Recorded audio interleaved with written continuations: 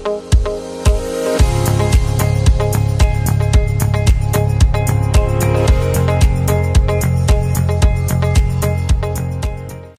Sobat Podcast Super, kembali lagi di Podcast Super Suara Perkantoran. Gimana nih kabar kalian hari ini? Semoga sehat ya. Nah, di episode kali ini podcast bakal hadirin siapa ya dan bakal bahas apa? Tanpa berlama-lama lagi, mari kita panggilkan fashion designer kita, Bapak Agus Sunandar. Halo semua. Terima kasih sudah datang, Bapak. Oke, terima kasih juga Cica. Bapak sekarang sibuk apa aja, Pak? Kalau tanya sibuk banyak, yang jelas saya punya kerjaan pertama jadi dosen kan, jadi sehari-hari pasti ngajar. Di samping itu biasanya selesai ngajar, saya punya kesibukan juga bikin desain. Ya produksi baju mungkin kadang-kadang sampai malam kayak gitu. Selebihnya nongki. Tapi kan Bapak kan juga fashion designer yang Ya, udah lama ya di dunia fashion. Itu berapa lama, Bapak? sebenarnya nggak lama sih. Kalau saya suka fashion mulai dari dulu. Tapi mulai terjun dalam industri fashion tuh sebenarnya mulai 2015. Ya lama. Jadi 2015 baru aja loh sebenarnya. Kan baru berapa tahun ya kalau sekarang? Hampir 9 tahun ya. Hampir 9 tahun ya. Ya, saya 2015 baru umur sekitar 5 tahunan lah. Oh, 5 tahun ya? Iya, mungkin. Nggak langsung besar kayak gini. Enggak. Oke. Udah lama banget, Bapak. Terus, kenapa Bapak memilih fashion designer? Karena itu passion. Jadi passionku, jadi kesukaanku. Mulai dari dulu aku walaupun nggak kuliah di bidang fashion, aku kan nggak kuliah di bidang fashion. Backgroundku seni rupa. Tapi aku mulai dari dulu udah suka. Contohnya misalkan ketika di SMP atau di SMA, aku tuh suka ikut lomba-lomba desain tekstil kayak gitu dan sering jadi juara gitu. Terus suka gambar-gambar baju kayak gitu. Sehingga waktu dari lulus SMA mau lanjut, mau kuliah, waktu itu belum ada jurusan tata busana. Belum ada. Zaman aku kan kamu belum lahir kan? Iya, belum ada, Pak. Nah, waktu itu belum ada jurusan tata busana. Sehingga aku milih yang kira-kira dekat dengan hobiku, dengan passionku itu apa? Seni rupa kan. Kalau di perguruan tinggi kan seni rupa sudah ada. Kebetulan aku dapat beasiswa PMDK zamannya waktu itu. Sehingga aku milih waktu itu di IKIP Malang. IKIP Malang. Oh, IKIP sekarang Malang. UM ya, Pak? Sekarang Universitas Negeri Malang. Waktu itu namanya masih IKIP Malang. Ya mulai dari situlah akhirnya setelah belajar, lulus kuliah aku dapat beasiswa lagi untuk melanjutkan S2, baru aku ambil desain tuh waktu itu. Jadi S2 udah, tapi desainnya cenderung ke desain produk ya. Waktu itu aku ambil desain tekstil di ITB Bandung. Itu juga sama beasiswa juga, sehingga sejak itu mulai lebih dekat lagi dengan dunia fashion ya. Walaupun ketika keluar aku nggak langsung jadi desainer ya, fashion designer nggak jadi itu. Aku melanglang buana dulu jadi fashion dekorator, desain dekorator ya, desain ruangan, desain interior, kemudian bahkan desain arsitektur, kayak gitu. Dan bisnisku dulu masih di situ, desain interior itu. Sampai suatu waktu di mana aku harus ada semacam komitmen. Aku kan waktu sekolah S1 S2 itu ikatan dinas. Jadi aku punya perjanjian dengan pemerintah bahwa nanti kalau aku lulus harus jadi pegawai negeri. Nah, cuman waktu aku lulus S2 di ITB nggak punya kepikiran jadi pegawai negeri karena kesenangan berbisnis kan. Yeah. Lupa lah. Sehingga tahun 2007 2007 mungkin kalau dulu aku dapat panggilan tuh. Hei Agus, kamu di mana sekarang gitu loh. Kamu kan punya perjanjian tuh bahwa kamu kalau lulus S2 harus jadi pegawai negeri, entah jadi dosen atau jadi guru atau jadi pegawai apa. Ternyata benar. Akhirnya ya udah. Jadi dosen sekarang. Jadi dosen karena kalau nggak mau jadi pegawai negeri harus mengembalikan beasiswa yang didapat dan itu cukup besar. Akhirnya ya pikir saya ngobrol sama keluarga, enak juga ya tetap jadi desainer gitu ya. Nanti tetap di dunia bisnis tapi juga jadi pegawai negeri. Dicoba. Setelah dicoba ternyata enak. Jadi keterusan akhirnya, tapi ya terus desain sebagai desainer tetap kita jalani sebagai dosen juga akhirnya ngambilnya di dosen fashion juga. Akhirnya kan relate kan. Nah, begitu di situ akhirnya jadi berkembang lah. Jadi tetap mempertahankan passion Bapak ya. Tetap passionku tetap di situ di bidang fashion, sehingga ya sampai sekarang berjalan beriring kan. Jadi nggak ada yang saling membebani gitu. Jadi profesiku sebagai dosen malah terdukung dengan aktivitasku sebagai fashion designer. Kan kita juga habis stalking kan Pak. Stalking IG Bapak. Itu kan ada yang Sudah follow? Sudah. Oh ya wis, nanti saya blok kan. Ya Pak, jangan dong. Itu kan ada yang dapat rekor muri. Itu apa Pak? Aku dulu sering sih dapat rekor muri. Pernah aku bikin jas alma mater terbesar. Jadi jas alma mater besarnya itu tingginya 15 meter. Jadi hampir dua gedung, dua lantai itu tingginya segitu. Ya besar banget itu, menghabiskan hampir 100 meter lebih. Itu biayanya berapa Pak? Lumayan lah, lumayan banget itu. Nggak perlu di-spill kan. Kemudian habis itu bikin baju dari tempe. Karena Malang terkenal dengan keripik tempe kan. Hanya waktu itu aku membuat ngajak mahasiswa, komunitas mahasiswa untuk ayo kita bikin baju fashion show, tapi semua bajunya itu dari rangkaian keripik tempe. Itu nggak hancur Pak? Nggak, ya ada sedikit tapi hati-hati betul. Jadi sistemnya itu, jadi tempe kan bulat-bulat kan ya, tempe di keripik tempe itu jadi kayak dipayat gitu, dibolongin baru dijahit, dirangkai satu-satu sampai penuh itu. Itu berapa lama Pak pengerjaannya? Agak lama sih, pokoknya sampai sehari setelah fashion show tuh udah berjamur itu akhirnya saking lamanya di luar tempenya ya. Tapi itu jadi rekor muri juga. Bahkan katanya murinya rekor dunia karena belum ada. Ya, belum ada tempe ya, Pak. Belum ada ya yang membuat baju dari tempe. Kemudian juga sama teman-teman Boga bikin bakso bakar terpanjang 1 kilo. 1 kilo itu berjejer semua loh, bukan 1 kilo dijejer gini, tapi 1 kilo tuh jejer gini sampai hampir 20.000 tusuk. Wow. Itu rekor muri juga. Itu itu semacam tuh gila-gilaan aja lah itu. Tapi keren banget sih Pak. Itu kayak menginspirasi kalau hal yang nggak mungkin itu bisa jadi mungkin. Bisa, kalau kita mau bisa, siapapun bisa. Dulu di sini ada artis kan? Pernah tahu nggak di sini? Nggak tahu Pak, siapa? Yang agak lama mungkin teman-teman di Turen mungkin udah tahu kan? Di sini pernah ada artis dan itu mungkin kan? Walaupun di Turen. Iya ya. Saya nggak di satu Turen. Pernah ada artis dulu di sini acara kayak pesta sekolah itu apa namanya ya? Kalau acara AUT kalau di ya sini. kayak gitu tuh ngundang artis kalau nggak keliru Afgan kalau nggak keliru waktu itu. Wow. Aku dulu sempat datang masalahnya di sini. Bagus. Dulu saya belum ada Pak. Iya belum Jadi ada kamu lihat kayaknya. Afgan. Terus kan kayak fashion designer tuh pesat banget kan Pak. Ya. Gimana caranya Bapak mengatasi? Perkembangan fashion, Ya, terutama desainnya itu hampir sama. Itu lifestyle ya. Lifestyle itu berkembangnya sangat pesat. Tidak hanya fashion. Kamu lihat HP aja hampir tiap minggu ada yang baru kan. Ya. Begitu juga fashion. Kalau kamu lihat perkembangan fashion yang begitu cepat, ya lihat yang ada di online ya. Media online itu begitu cepat banget. Atau tiap minggu kamu datanglah ke Matahari atau ke department store. Di situ hampir tiap minggu kamu akan lihat barang baru. Begitu cepatnya, padahal sebagian besar masyarakat kita ganti baju mungkin pas Lebaran. Iya benar Pak. Saya juga. Ya ada sih yang tiap bulan mungkin ada, tapi sebagian besar masyarakat Indonesia tiap Lebaran. mau Lebaran baru ganti baju. Kalau industri fashion sangat cepat karena itu memang keinginan manusia dan perubahan tren itu dipengaruhi oleh perkembangan zaman. Perkembangan zaman kita sekarang ini perubahannya juga luar biasa karena apa? Kemajuan teknologi. Apa yang terjadi di Jepang, apa yang terjadi di Eropa, apa yang terjadi di USA, bisa juga kamu langsung tiru dan kamu rubah, kamu buat di sini kan? Iya, dan itu jadi perubahan juga gitu loh. Oh sekarang ke Korea. Korea apalagi, Cina ya. Jepang, Dua itu sekarang yang paling mungkin zaman aku dulu Jepang paling terkenal itu.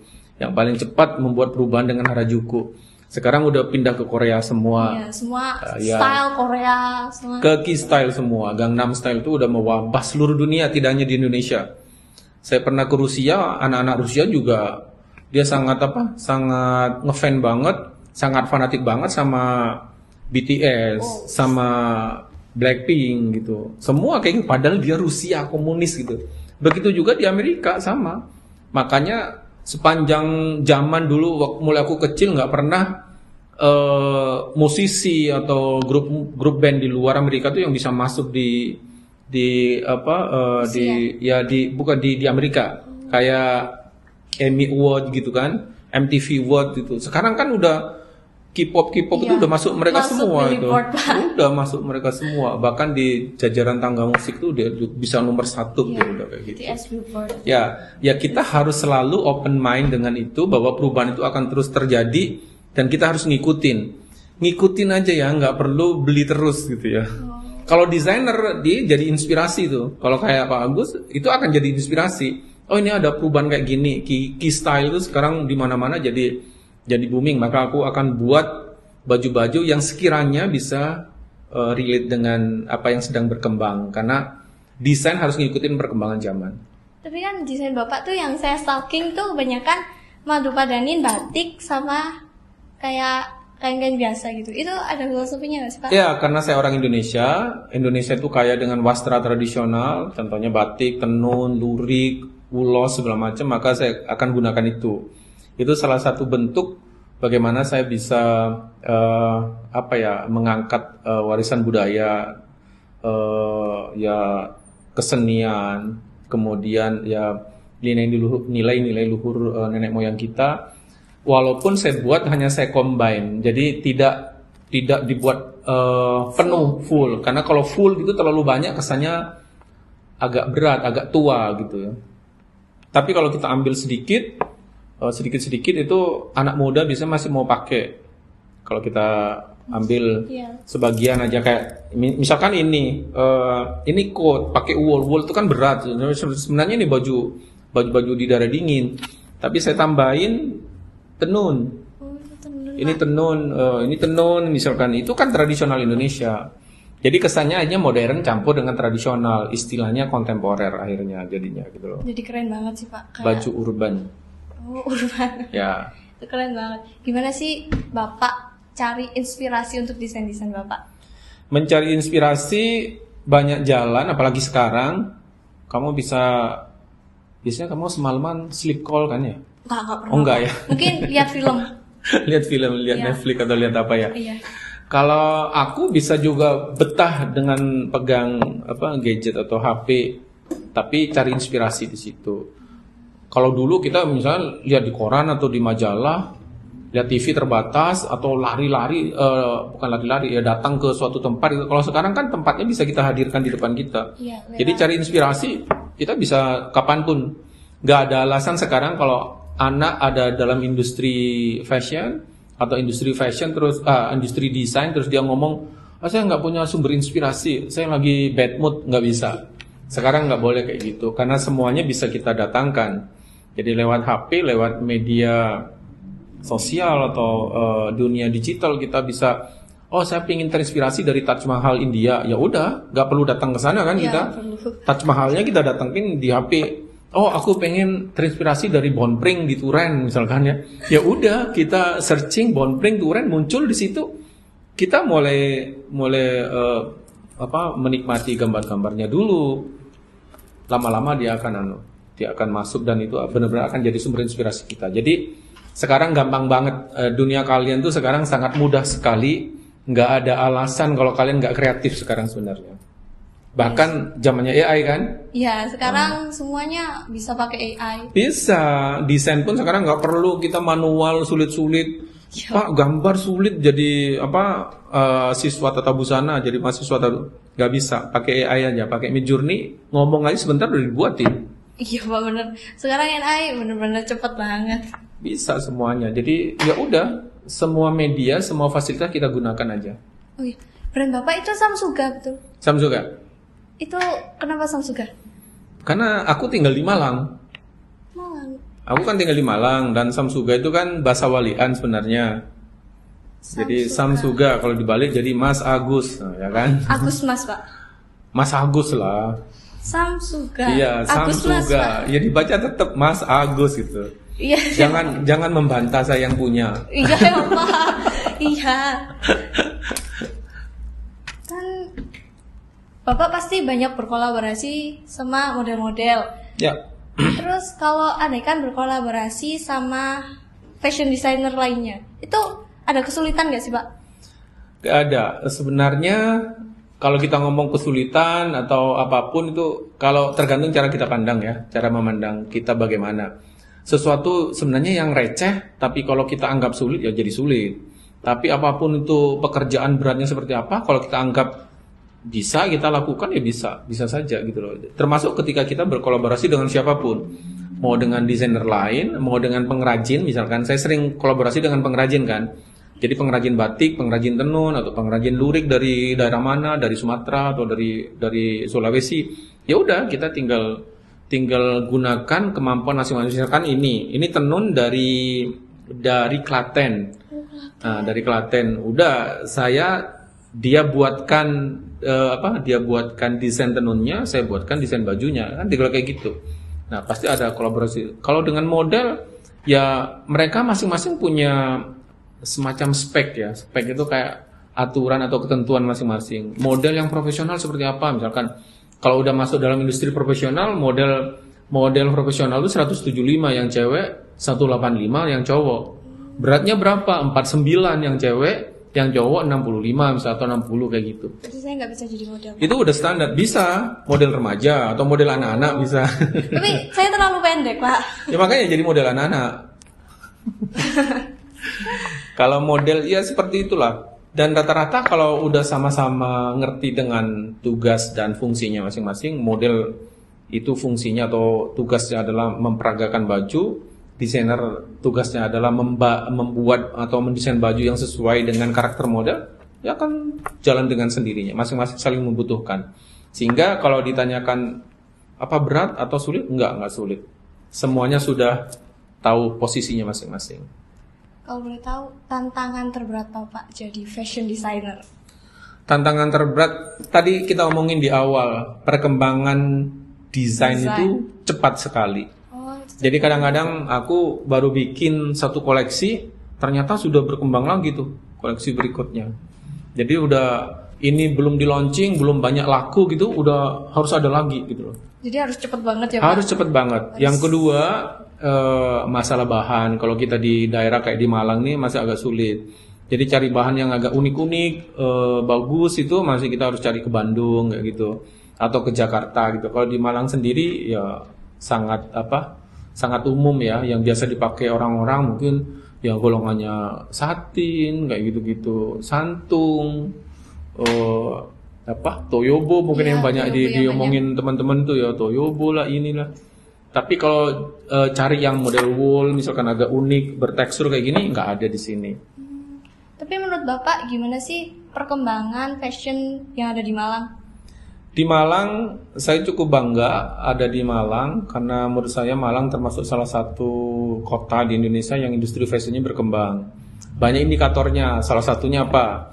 Yang pertama sekolahnya lengkap. Sekolah fashion di Malang Raya ini lengkap. Perguruan tingginya ada, SMK-nya banyak, SMK fashion ya. Iya, Tata busana itu banyak. Kemudian kursusan banyak loh. Kursusan yang swasta ya. Artinya yang sekolah-sekolah kursusan banyak. Eventnya bagus-bagus. Event fashion di Malang nih hampir tiap minggu ada event fashion di Malang. Iya, saya kan lihat di IG Bapak tuh ada Garba. Garba itu apa Pak?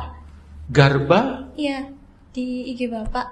Yang kayak cerita tentang Garda. wayang. Oh, Garda Pak. Bukan Garba. Maaf Bapak.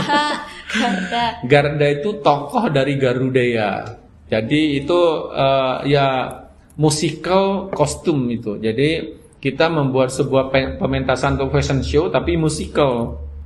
Tokohnya Garda. Garda itu adalah nama panggung dari Garuda. Jadi memang sumber inspirasinya dari Garuda yang ada di Candi Kidal Malang itu. Itu Bapak yang buat? Itu saya yang bikin. Oh, bagus banget Bapak. Itu Garda.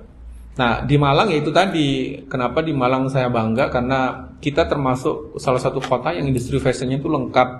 Tadi saya bilang kan, pendidikannya lengkap. Kemudian industrinya di Malang ini mulai yang kecil sampai yang perusahaan besar kan ada. Iya banyak. Iya, yang garment besar banyak di Malang. Kemudian eventnya banyak, asosiasinya ada, sampai ke asosiasi model ada di Malang. Asosiasi desainer sudah ada kita. Terus event fashion yang besar, yang tergolong paling tinggi, itu ada di Malang. Malang Fashion Week kan termasuk 3 di Indonesia event fashion yang terstandar internasional.